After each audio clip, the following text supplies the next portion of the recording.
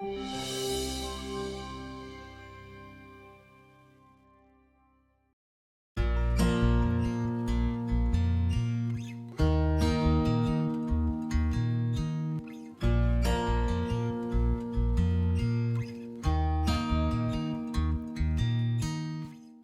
I'm Wenley Ferguson and I work at Save the Bay. And I'm Jenny Flanagan with the Warren Land Trust.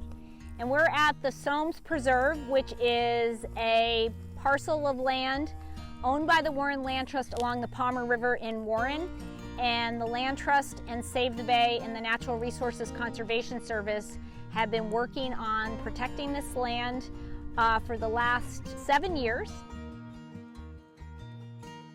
It's about 24 acres. About half of it is the marshland. The remainder is there's about 3 acres of field, and then the rest is 3 acres is woodland, and then the rest is field.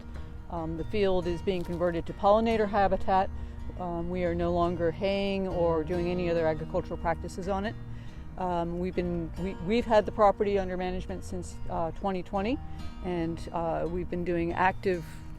Save the Bay has been leading the effort on the active salt marsh restoration project here. And another component in the upland, it was inundated with invasives, woody invasives.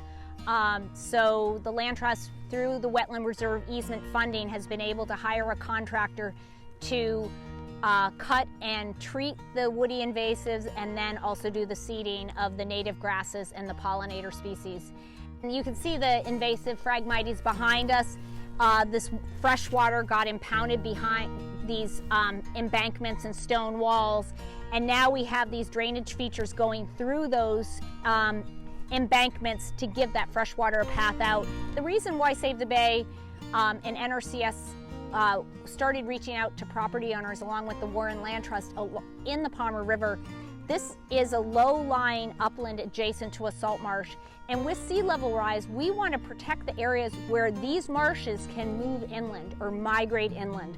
This was undeveloped. It's ideal habitat for the marsh to migrate. So we are looking at the health of the marsh today with a view into the future where the marsh wants to move. On the field side, we are removing some of the drains that were put in by farmers in the 1800s, 1900s, removing the tiles that were part of those drains to allow groundwater to go back into the ground there, to divert some of that groundwater from coming into the marsh and desalinating the marsh, keep restoring the natural salination in the marsh area.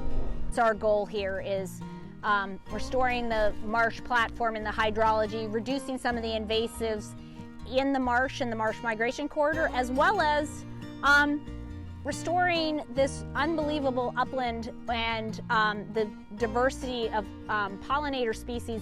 We're really surprised how much has come back on its own. We're going to be doing some seeding, but basically removing those invasives and reducing the cutting, we're getting a lot's coming back on its own. We have over 75 native species of plants identified on the fields. We've got this project, we're 2 years into this project now. We have another 3 years on the first current round of planning, and we will continue it going into the future to keep restoring the natural habitat here.